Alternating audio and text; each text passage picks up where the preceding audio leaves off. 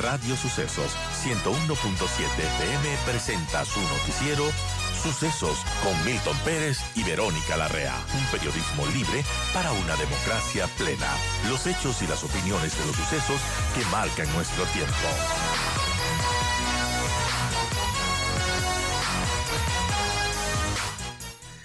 Hablemos de temas de la inseguridad que sigue viviendo el país y que seguramente será nuevamente el motivo de las ofertas de campaña de los diferentes candidatos a la presidencia de la República. Quiero empezar con el tema de la minería ilegal y lo que ocurrió en estos días, la captura de 4 militares, entre ellos un teniente coronel que tendrían relación con grupos de minería ilegal. Buen día. Buen día, Milton y Verónica. Sí, es lamentable lo que ocurrió, pero esta semana en el sector de Buenos Aires, en Urcuquí, porque, claro, una patrulla militar al frente de un comandante de un grupo especial de fuerzas especiales de la Brigada Patria, que no estaba en su jurisdicción, sino que estaba en Imbabura y él había estado asignado a Esmeraldas.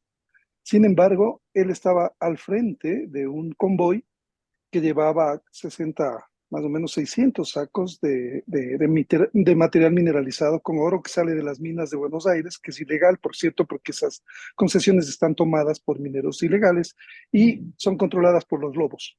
Entonces, claro, llama la atención estos dos temas. Primero, ¿qué hacía un oficial de esa gradación en una zona a la cual él no estaba asignado? ¿Por qué él estaba asignado a Esmeraldas?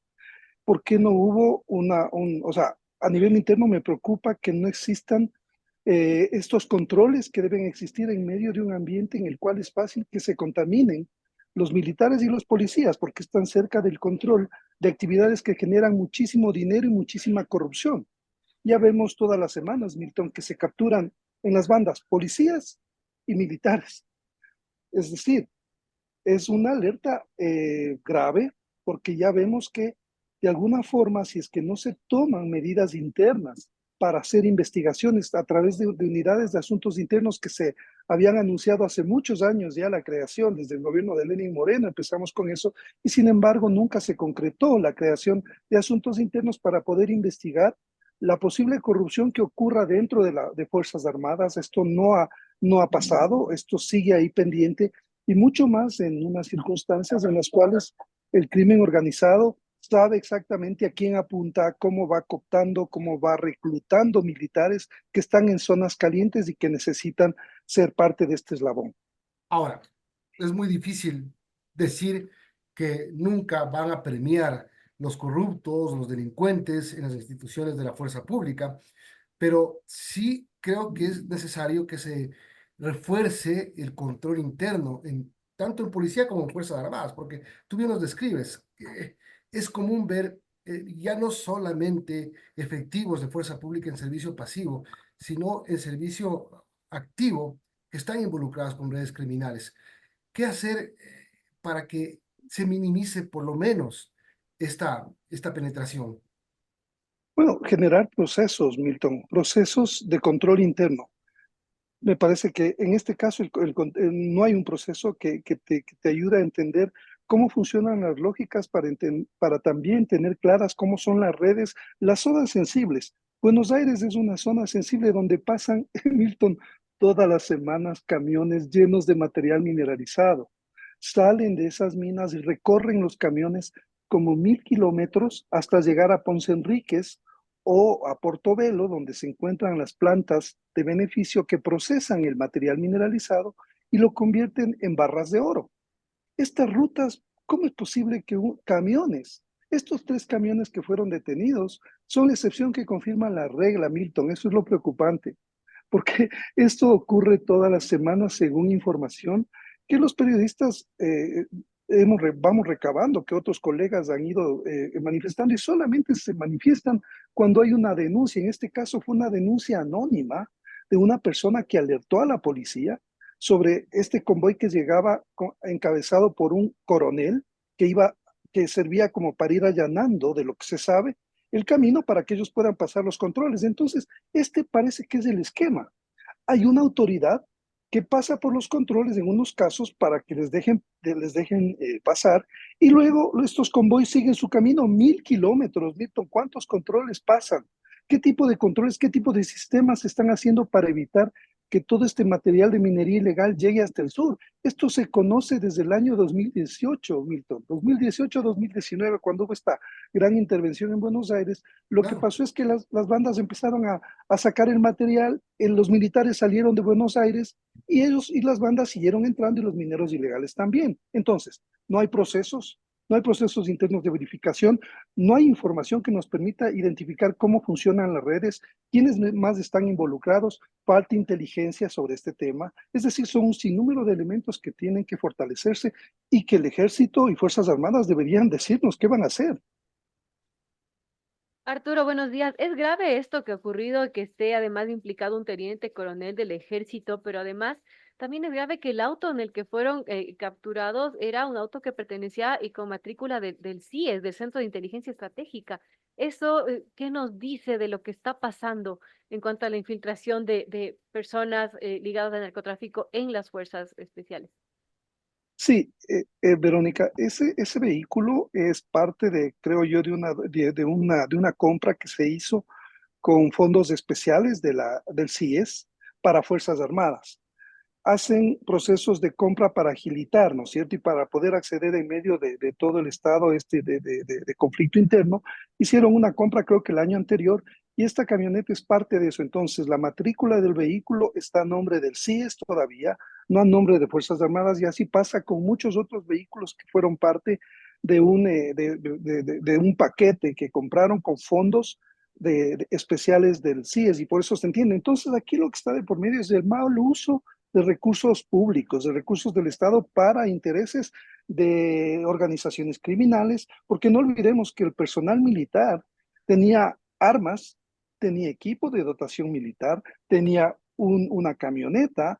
Entonces, ¿cómo se está supervisando el buen uso de los recursos públicos en Fuerzas Armadas? Procesos no existen, al menos aquí no se evidencia que existe un proceso, y pese a que hay unidades de inteligencia que están dedicadas a seguir el tema en Imbabura, sin embargo, lo que también se evidencia, Verónica, es que no compartieron información tampoco con inteligencia de Fuerzas Armadas. Obviamente era muy delicado el tema para hacer una operación conjunta, porque vemos que la policía es la que intervino con sus unidades especiales a partir de una denuncia. Entonces, también de alguna forma se evidencia la descoordinación y la desconfianza que existe entre los sistemas de inteligencia de Fuerzas Armadas y policía. Eso sigue ocurriendo. No hay cruce de información. Cada uno camina por su lado, y a veces, o sea, hay operaciones en las cuales sí se coordina, y creo que también hay que destacar esto: las últimas detenciones, por ejemplo, de organizaciones criminales vinculadas a los comandos de la frontera que se anunció ayer. Es porque hay un cruce de información y son investigaciones que se han hecho durante 2 años. Entonces, sí vemos que también hay resultados a ese nivel, pero eso de alguna forma es la excepción y no la norma. Eso es lo que hay que fortalecer. Estamos hablando, son las 8:56 con Arturo Torres, editor de Código Vidrio. El presidente Noboa firma el decreto 371 para eh, que, que la fuerza pública modifique sus manuales, el tema del uso de la fuerza letal. Para muchos entendidos, este es un tema que ya existe, que era innecesario y que solamente tiene que ver con un marketing quizás. ¿Tú lo ves así? Creo que se están desperdiciando, digamos, recursos de energía sobre temas que efectivamente ya se han regulado a nivel de la Asamblea, y creo que deberían enfocarse en cuestiones mucho más importantes, porque, Milton, lo que pasa es que si es que hay el uso progresivo de la fuerza, igual van a venir procesos judiciales, ¿no es cierto? ¿Y qué pasa en la justicia? En la justicia ya vemos lo que está ocurriendo. Tú puedes iniciar, puedes tener procesos en Fuerzas Armadas, en policía, para manejar, y la ley es una cuestión, la ley nos da un parámetro de cumplimiento que realmente se resuelve todos los días, y ya vemos lo que pasa en la justicia.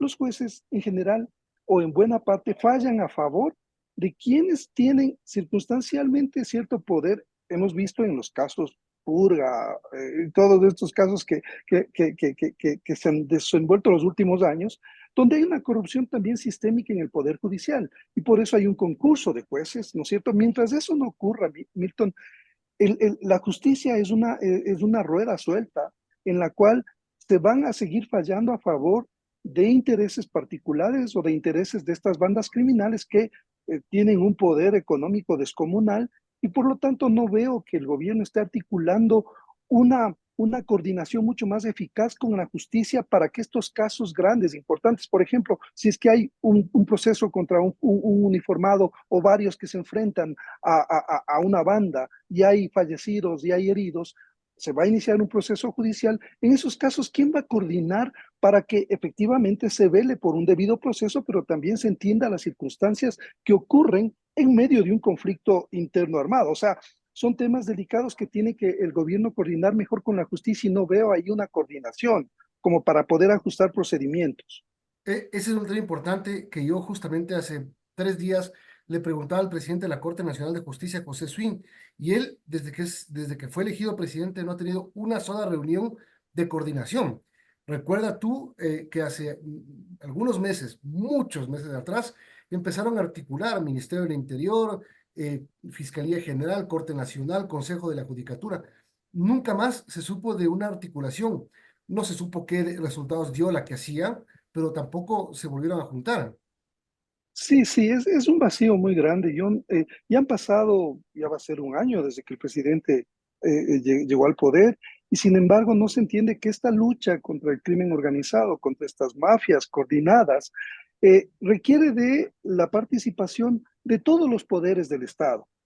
Ya vemos que la policía y el ejército detienen a muchas personas involucradas en delitos graves y la semana siguiente están libres, les dan medidas sustitutivas. No decimos que encarcelen a todos porque hay un debido proceso y para eso están las medidas sustitutivas, pero evidentemente la coordinación no existe con el Poder Judicial y peor con la Asamblea como para poder tener como, digamos, y con los gobiernos locales. Las mismas organizaciones, es que esto no sorprende, Milton, porque, por ejemplo, para el control de la minería ilegal no hay un sistema cruzado de organizaciones como la UAFE, la Agencia de Regulación y Control, el Viceministerio de Minas, Fuerzas Armadas, para que puedan realmente articular medidas integrales para ser mucho más eficaces. Ahora, Arturo, una pregunta final que tiene que ver con esta de coyuntura electoral, porque bueno, posiblemente o no tengamos un nuevo gobierno, pero tenemos elecciones en febrero. ¿Cómo vemos los planes reales de los candidatos para combatir este mal que es la delincuencia, la inseguridad y esto de las bandas de narcotráfico cada vez son más? No he visto ninguna propuesta y vemos que el principal problema del país, además del tema económico, del desempleo, es la seguridad y no hay un plan que nos muestre algo, un norte integrado más allá de aparecer con pantallas, digamos, espectaculares para darnos esta sensación de que algo saben sobre seguridad, pero hasta el momento ninguno de los candidatos nos ha dicho, ya deberían tener un plan en el cual se crucen variables para entender, por ejemplo, este problema de la minería ilegal, al cual se han ido mutando las organizaciones del narcotráfico, ahí se está invirtiendo muchísimo dinero del narcotráfico, el producto del narcotráfico ha ido a la minería y por eso la minería ilegal, a través de las bandas que también sirven al narcotráfico y al microtráfico, lo que hacen es invertir sus recursos en minería ilegal, en oro, ahí se lava el dinero y sale hacia el mercado internacional, ingresa legalmente, entonces no pasa nada. No pasa nada porque al final no se atacan de manera eficaz las estructuras económicas y no se entiende que el problema de las organizaciones criminales depende también de cómo ellos tienen una base económica potente que no está siendo atacada de manera mucho más permanente y sistemática de parte del Estado. Ahora, ya que Lavero mencionó el tema de la campaña electoral y la violencia, ya tuvimos la peor y más violenta campaña electoral del año pasado. Hay un tema que debería ser aclarado, que lo denunció o que lo dijo José Serrano, el momento de bajarse de la candidatura presidencial. Primero, dijo que iba a ser víctima de un atentado, dio mucho detalle de cómo iba a ser ese atentado. Segundo, dijo que la ministra del Interior, Mónica Palencia, sabe de los planes criminales que existen contra no solo él, sino contra otros candidatos a la presidencia. Es decir, lo que el país no podría aguantar es tener nuevamente un candidato asesinado o una campaña tan violenta como la del año pasado. Sí, creo que a partir de lo que ocurrió con Fernando Villavicencio, el magnicidio, la policía, el gobierno debería tener un protocolo que debería haber sido ya, debería estar siendo discutido, puesto en conocimiento de los candidatos para que ellos sigan procedimientos. El mismo Consejo Electoral debería exigirles o sea, una corresponsabilidad a los candidatos y a su equipo en función de cumplir un protocolo de seguridad. Y así ese debería haber sido, por ejemplo, se me ocurre, Milton, esta es una idea, ¿cómo es que el Consejo Electoral no les exige como uno de los requisitos que ellos cumplan lo que les diga la policía, por ejemplo? Los protocolos de seguridad para ser candidatos, porque no olvidemos que también depende del candidato, a veces es muy discrecional todo aquí. Entonces, primero, ¿qué protocolos tiene la policía después de lo que ocurrió con Fernando Villavicencio? ¿Qué protocolos tiene el Ministerio del Interior para garantizar la seguridad del candidato y de sus equipos? ¿Cómo se ha articulado eso con el CNE? ¿Conocen de esto los candidatos? Ningún candidato tampoco dice nada. Parece que no hubiera ocurrido nada, Milton. Exactamente. Es increíble. Es increíble después de lo que esto provocó el año pasado con el magnicidio de Fernando Villavicencio y no aprendemos de nuestros errores. Es incomprensible para mí este nivel de vacíos que existen en el gobierno y en las autoridades electorales y en los mismos candidatos. Bien, con ese tema importante que nos debe llamar a la reflexión, terminamos. Arturo, como siempre, te quiero agradecer por habernos acompañado.